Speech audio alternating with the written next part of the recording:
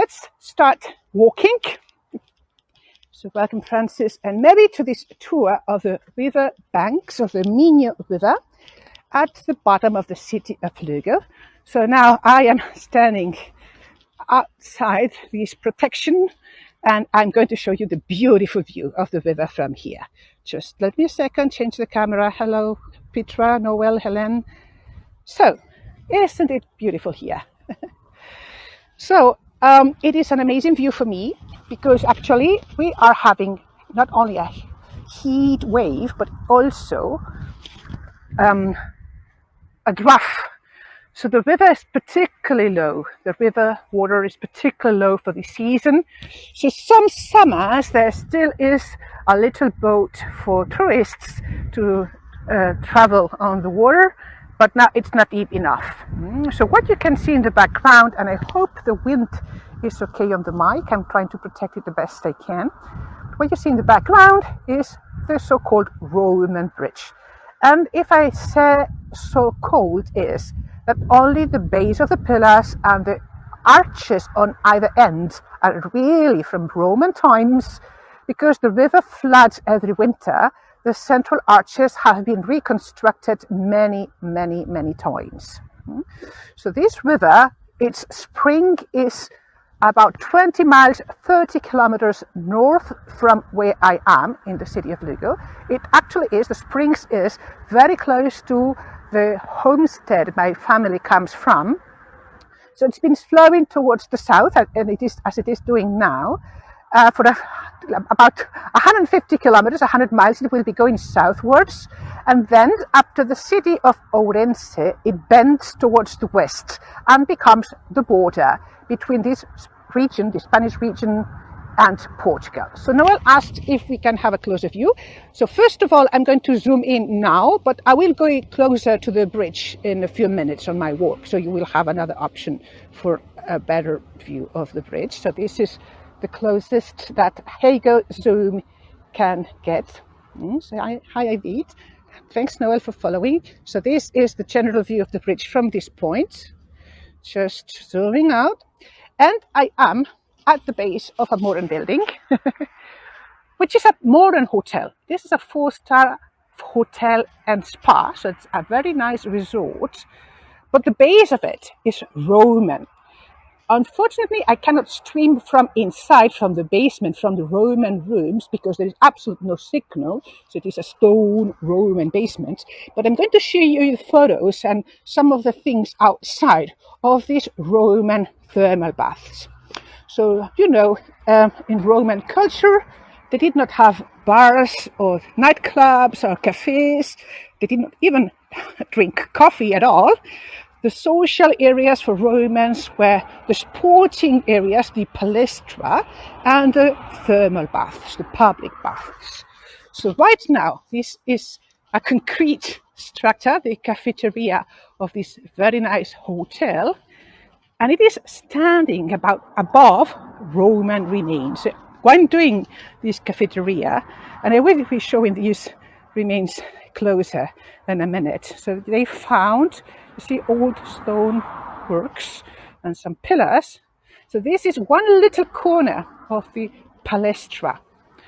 Welcome, Fatima and Malaku. So this is an image of the hotel, 1860.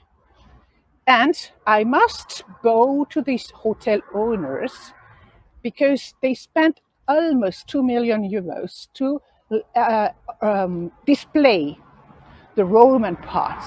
And this is what you would see if we were able to enter a series of rooms like this one on the right, and excuse my finger. This is what they call the apoditerium in Latin. This is the dressing room. So you see, there are little niches, one here, but also in the bottom of those rooms. These would be the lockers where you left your toga, your tunic, your garments while you were bathing. And because these are, this is a hot spring, these are thermal waters, they smell awfully like sulfur. They're very good for your health. And in Roman times, people thought it was the nymphs, the goddesses of water, that so they gave thanks to them because they thought they had hailed them. So Yvette says they're still building on these grounds. Yes, at that time, now there is more protection and there are more conditioning to build on old remains. But in this case, because they did not destroy them, they respected them, and they actually exhibit the remains, the authorities allowed this aisle to be built just above pillars, so it preserves and also protects the Roman remains underground. So actually, so this would be, you can see the trace, a rectangular building. I'm sorry for my finger is messing with the signal, sorry, with the focus. And this is a little pillar in the corner that would mark the corner of an open field, an open space for the running and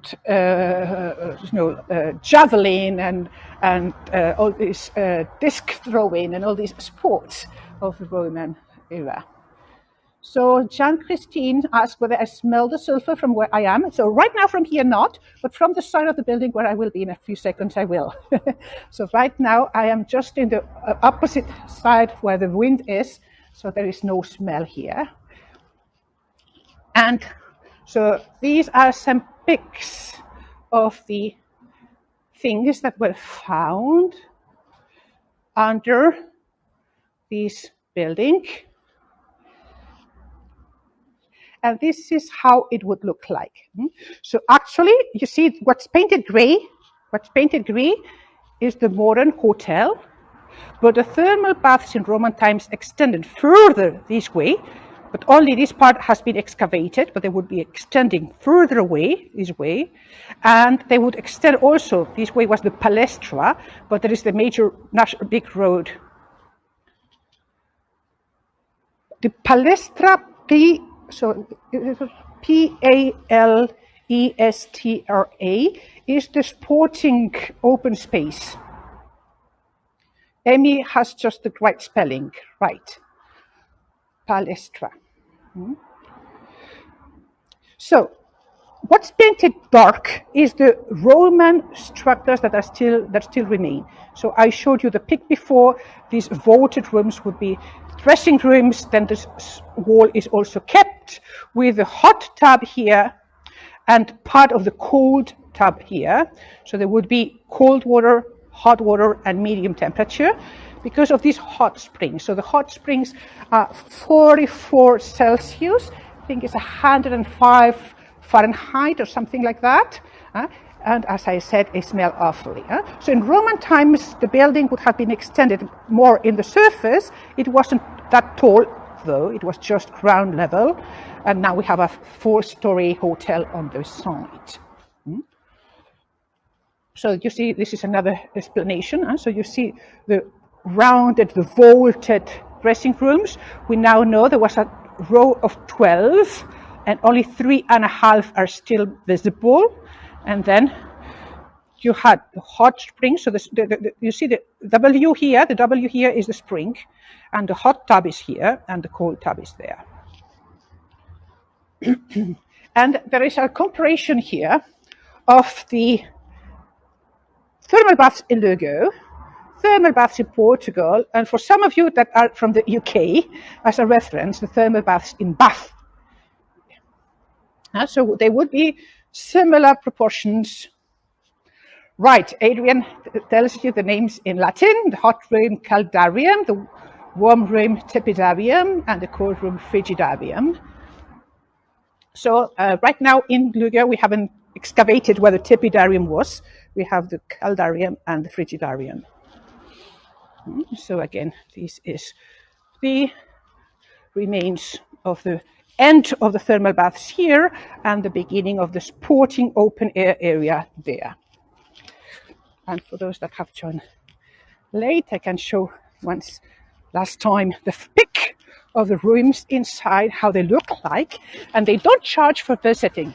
My only issue is signal, because it is in the basement of the hotel. I cannot stream from there. I can only show you the pics from the panel outside. So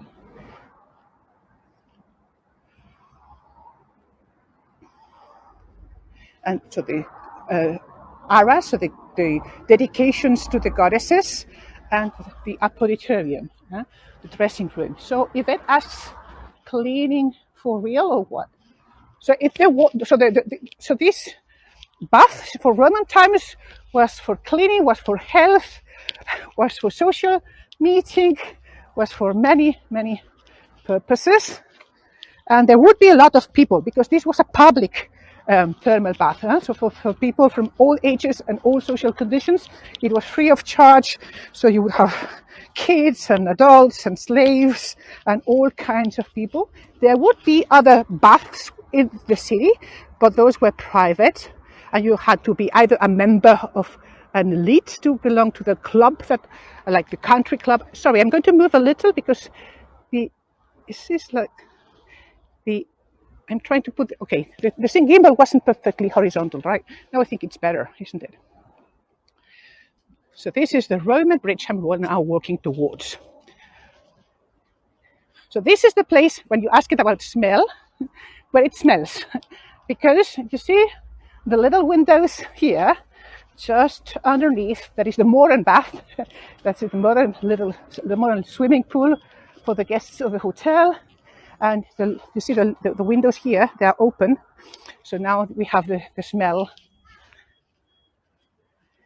Sulfur smells like scrambled eggs and like old eggs. And you see people in their rooms, they're hanging, and I find it so funny. The bathing suits and robes are hanging from the windows to dry in the air, to dry in the sun. But this is not the view for pigs. Yeah, that says a fart. Yes, some kind of. So, welcome to those that joined last. So this is the nice view of the River Miño. So it flows from the north, under the bridge, towards the south. Now the bridge has become pedestrian, so they had to build this other one, the alternate bridge for modern traffic. And further there, 150 kilometers further south, that's Portugal. This river becomes the border with Portugal. Actually, I'm going to point with my finger another building in the background. That one, that was an old mill that became a restaurant, but it's closed because the owners just could not repair every time the river flooded. So this restaurant was underwater most winters, and it was such a hassle and such an expense to have it cleansed and repaired every winter. So this river normally has a lot of wildlife. I don't see any birds right now. Maybe it's too hot in the day. It would be a bit better early in the morning. But we're going to see frogs and hear them probably.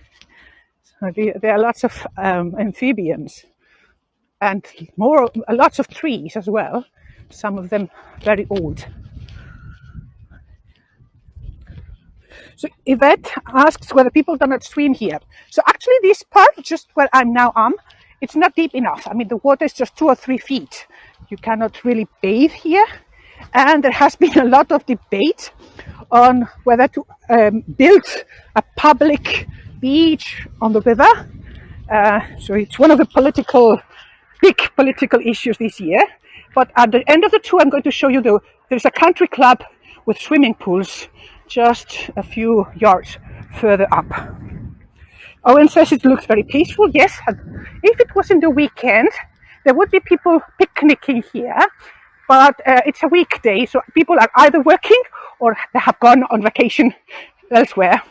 So this is one of these big trees. This is an alder tree, and now I don't see any, but sometimes there's squirrels and you see the traces of them. And Candace asked what time it is. So right now it's 3:15 p.m. So it's like late lunchtime for Spanish people. There would be also tourists visiting Lugo are now in the restaurants. They're not walking here. And even pilgrims that walk the trekking trail towards the sanctuary of Santiago de Compostela, they have left early in the morning, so we don't see them now. If I was touring this bridge early in the morning, we would see many of them. And this is another nice view of the bridge, just a glimpse in between the trees. Maybe I zoom in. And you see how the bottom is exposed? I'm going to point with my finger, excuse my finger. Can you see this exposed area? Normally it should be underwater.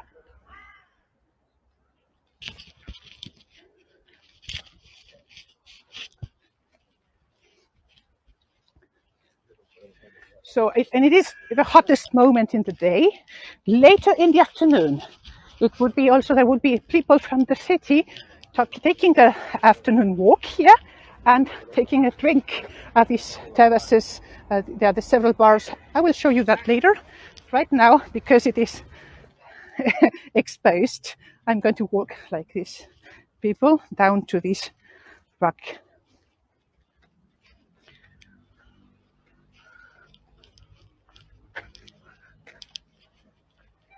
So that you can see the bridge. Nice view here. So Emmy asks about siesta. Yes, if you have a good lunch at this time of the day, the best thing is to nap. So another take on the bridge. But actually, you can see the difference in size and shape. And these arches, they're point here, they're medieval. This one has been rebuilt in the 18th century. I'm sorry, I'm missing with the focus, sorry. And the original Roman one is lower in the edge there. So Candace asks, how high does the river get in the winter? So let me show you. Normally, so it is there, you see? So this is the normal level. When it floods, it can get over the street. So the normal level would be this halfway up. You see, just at the bottom of the plant. The plants are just in the edge of the normal shore. And in the winter, it can go like 2 meters, 3 meters, 5 meters higher, so 12 to 15 feet higher. After, especially if it coincides, so sometimes in March, you have the snow melting from the mountains, and at the same time, it rains. So welcome the last people that join. Now I'm going to go slowly around so that you see the hotel where I started the tour, which stands over the Roman thermal baths. You can see a little glimpse of the city, excuse my finger, over here. So the city is just above. And if I get closer enough, I might see frogs.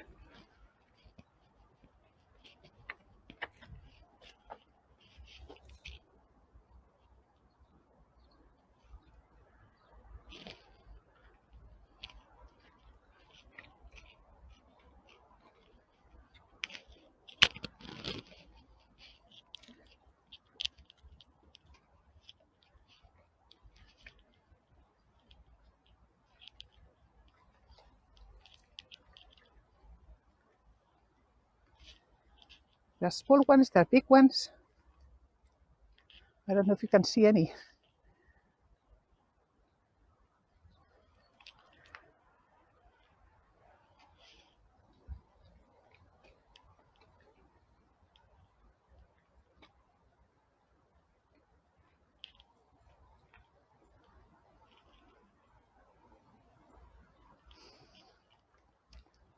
Okay. I'm scaring the frogs. So now you see there's just 2 or 3 inches of water right now, and there should be a couple of feet instead. So that's why we don't have boats right now, Yvette, because it is a draft. So normally, when the water is a couple of feet deeper, there are people kayaking, there are people doing sports, and there is also a little boat for tourists to travel under the bridge and see a little more of the river from here. But right now, due to the draft, it is very problematic, especially for agriculture. When I was having lunch, the owner was talking of the bar where I was mentioning a friend who owns vineyards, who's desperate.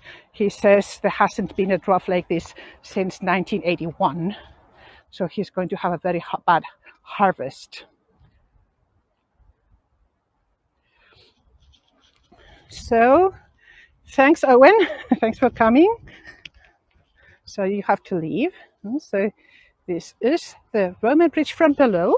And let's go back up to the path and see the river from above. So you see the vegetation is the typical trees from river areas. Elders, alders, willows, ashes. So these are willows. But also, this is a fig tree. The fruit trees also. And see the big dark leaves.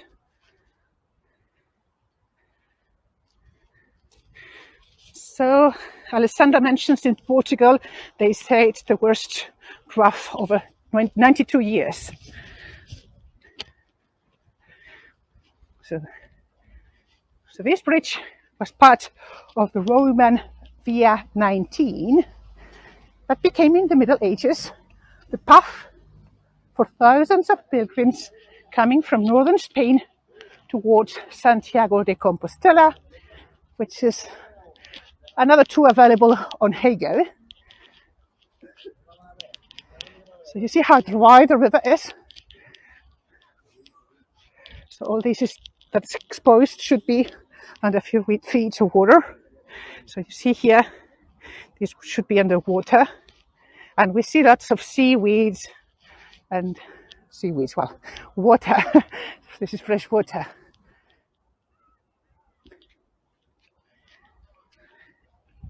So this other side of the bridge is the district of San Lázaro, so outside the city. That was, and I will show you that this way, a leper hospital. So away from the city, that was a very, very infectious disease. And so people suffering from leprosy, they would be expelled from the city to that area far away. And I'm trying to be slow in moving. There is a very nice reflection of the hotel, the Balneario. So you can search it up, Balneario,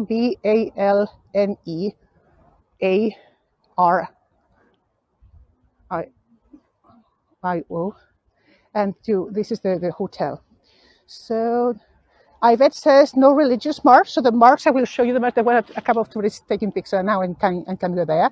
So the marks are related to the scallop shell that was the symbol of the pilgrimage. So Alessandra says, well, she wants to do the French part that passes on the north of Spain. Okay, so the French road doesn't come over Lugo. It's 20 kilometers south of Lugo, so 12 miles south of Lugo. And in this moment, it is overcrowded because it's the most popular trail. And right now it's full of people. And this other Camino, the Camino Primitivo, this alternate route that comes from the north, because it's harder across mountain ranges, there are not as many people walking it. But as I said, those pilgrims have left early this morning. So right now they have arrived at the end of the day trip. So there are like 25 kilometers, so 16 miles south from here on their way to Santiago. So these are the religious signs. So the scallop shell, the symbolic scallop shell, and this yellow arrow, that's the sign for Santiago. And this is a nice Roman solia.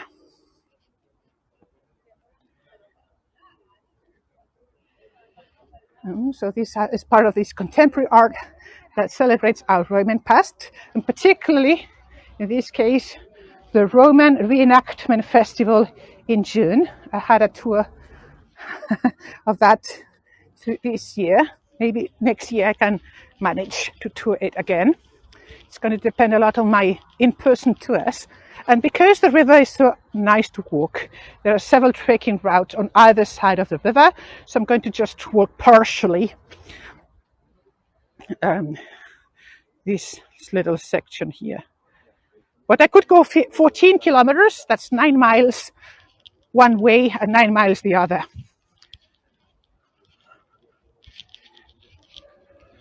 So actually this is the little parking lot, which is too small for the weekend. Actually, I will show you where the stadium is. Most people park closer to the stadium where there's much more room, because as you can see, this is not much space, just a dozen of cars maximum. So Alessandra lives in Alcázar do Sal in Portugal, and it is one of the paths to Santiago de Compostela, of course, one of the paths that comes from the south. Adrian is right, the crest of the helmet is on the wrong way. So this is, artists are not always accurate. There's one of the statues that most pictures are taking off in the city center of Lugo, represents supposedly Augustus, the emperor, and his legatus, Paulus Fabius Maximus, who founded the city of Lugo. But either of them, they don't look really as they should have looked like. And they hold in their hands a pick of the city walls that were built 300 years later. So now the trees have grown a little too much. We don't see the bridge very well from here. I will need to go a little further.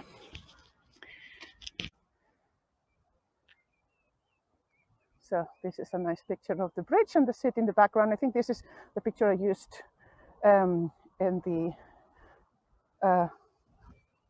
profile for this tour, to see this bridge. But as I was mentioning to you just a minute ago, on the right hand side there is an open lawn. You see big buildings. This is the exhibition center of Lugo, and the big lamps in the background are for the soccer stadium and the football stadium of Lugo. So the Spanish League has just started last weekend, and of course we've begun with a defeat. I don't know what will become of Lugo's soccer team, because the real good players have just retired. We had the core of the team. They were in the late 30s.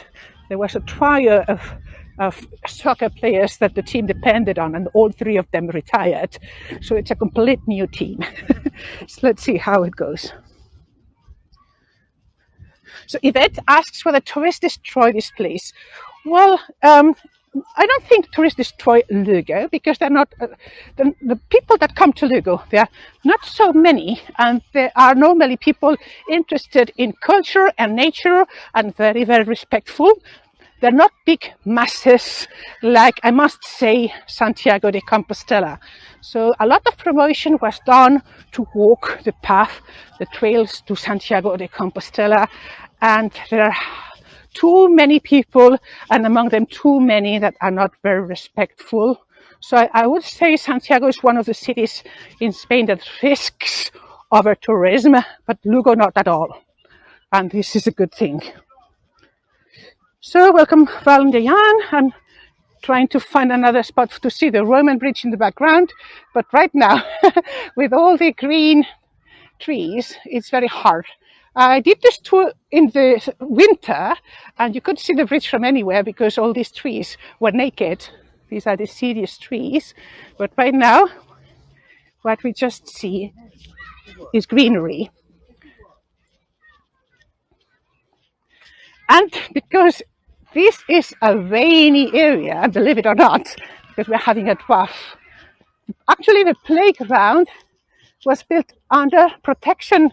You can see in the background, the playground is under a tent, which makes it good now, because you have shade. So there are plenty of kids. Actually, I don't know if you can see under the trees on the left, they have been picnicking over there. Yes, Candace, beautiful trees. So mid-September, this area will be crowded. It would look completely different because there is a rock and roll festival, the Caudal Fest. So this is spelled Caudal. And so all these grounds, there would be a stage and bars and camping areas for the people that attend this festival for 3 days.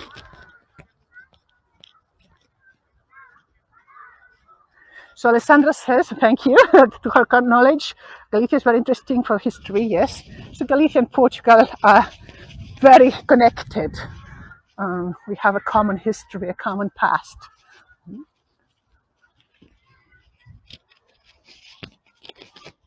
So this is a cherry tree. It was full of cherries like time I did this tour. It was May or June, I don't know. And this is a chestnut tree, but these are not edible chestnuts. So sweet chestnuts are different.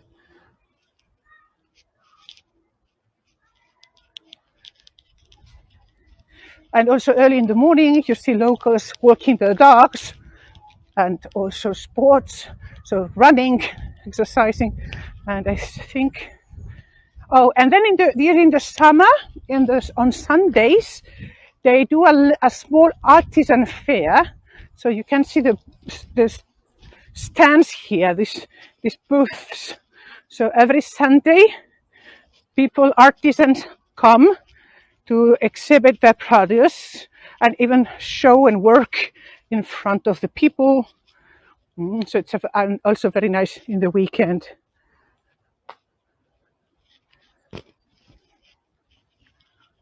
And the blue things you see over there. So this is from the council. They want to build an open bathing area there, but it's still on the works, under construction.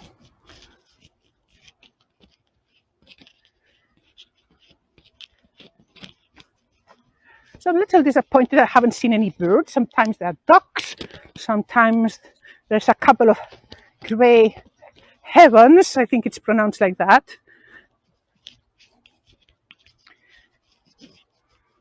But maybe it's too late in the day, it's too hot. I normally walk, it was a dove.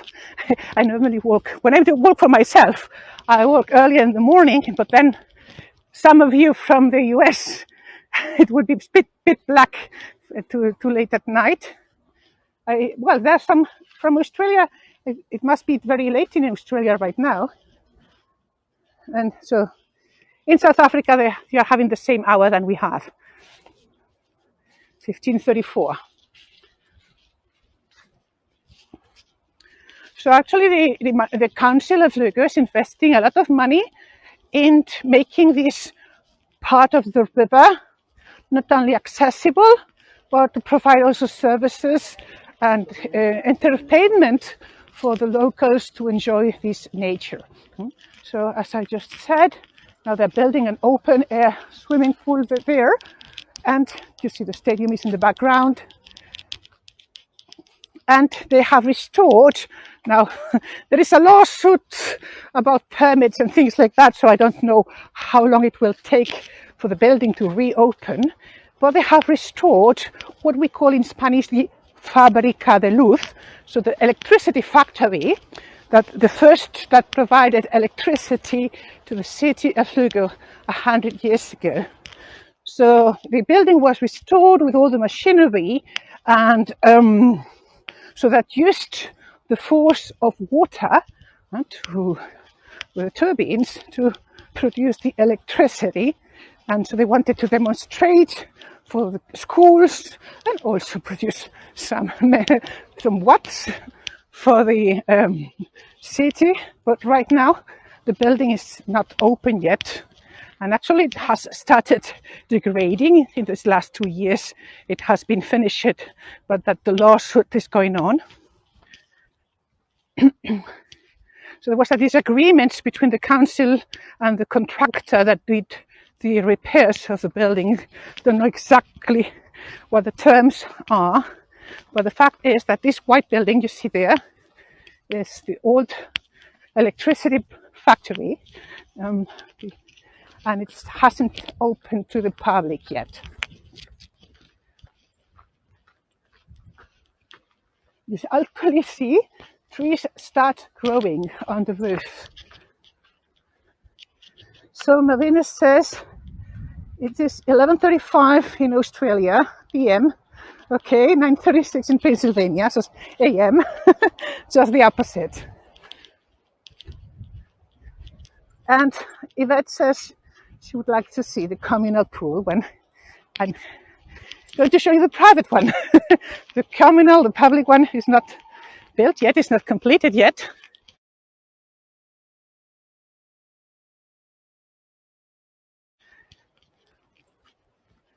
So this is where the water comes from. So this is up the river. And you can see the concrete dam.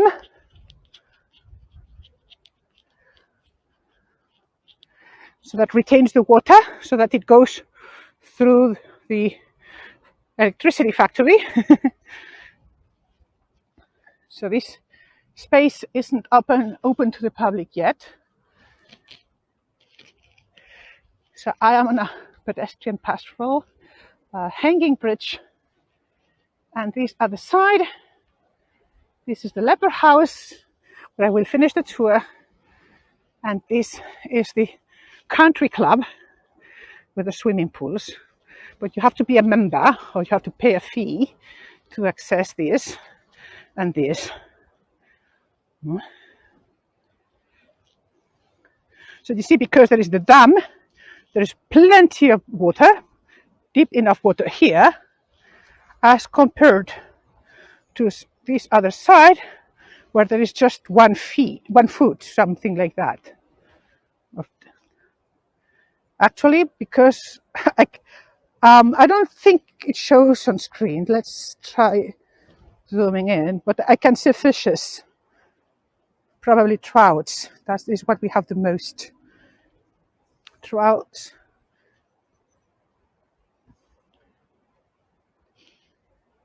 Because the problem is down below, where the river Miño gets wider and deeper, so further towards Portugal, so below Ourense, there are huge dams for the production of electricity built in the 1950s and 60s, which means there were previously there would be eels and salmons coming up here, but now they cannot migrate. They cannot cross due to these concrete walls, the concrete dams. So only smaller fishes now live here.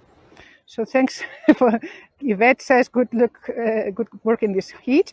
So it is hot, but it is supportable. I mean, I can stand it because of the wind. It is windy, it is breezy. So can I ask whether I work here every morning? No, because I'm not living in Lugo any longer. I'm nursing an uncle in a different city, in Coruña. So twice a week I work in Lugo, and if I come early enough, yes, I would walk down the river. But sometimes my in-person tours are too early, so I just work. I don't have the time. Actually, it's something I'm missing a lot, exercising, because of nursing my uncle. I'm spending too much time indoors, and I put some weight on that I want to get rid of.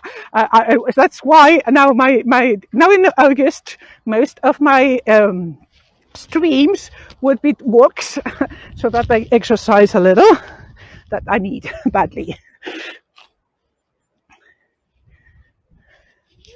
So let's walk towards this old little hamlet, this group of houses, and we will have a better look to the river from there. But this is not bad. But can you see, I mean, how it shines on the water, the little crests here? So that shows that there is some breeze, some air. So it's nice. If there wasn't any wind, it would be too hot. But now, all these rocks, it's so amazing. It's very seldom that you can see all these rocks. They're normally underwater. So this is a view. Now, this is another of the modern bridges, a concrete bridge from the 1990s. And this is electricity factory. So Alessandra says she hopes my uncle gets well soon. So my uncle is just old. And the problem is so 3 years ago he fell and broke his hip. And since I've been checking on him oftener, and I think he's starting to have some dementia. So we don't want to have him alone, just because he sometimes does weird things, and there has been a lot of dementia in my family. We have the genes. I have warned my husband that he should be prepared for my future. So Now, because I'm far enough, now you see the peaks here, the pointed peaks towers, sorry for my finger. This is where the cathedral is, the Romanesque Cathedral of Lugo. So it's a medieval church in the middle of the city. This is a building that's going to be demolished. So there has been another lawsuit about this building. It's much bigger than the permits, the license they had for. So the contractor has now lost and the lawsuit, and it has to be demolished in the next 2 months. And this is where I started the tour, the balneario, the thermal baths. And this is the country club. So I'm amazed there are not so many. I would think now there would be more members, kids, and to play in the water. I don't know. So this is such a nice place for the wealthy families to enjoy the summer, but probably are on vacation. So let's walk up here.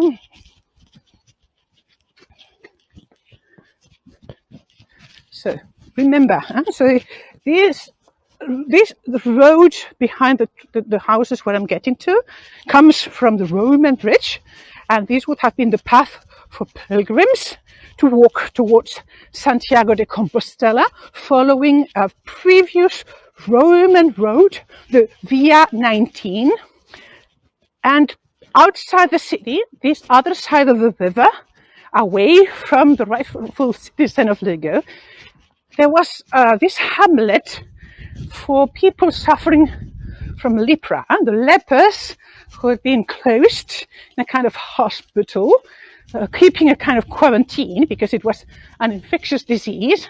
So actually, you see, these houses, now they're private houses, but these would have been the leper hospital of Lugo, established in the Middle Ages and still in use up to the beginning of the 19th century, because it was a religious charity.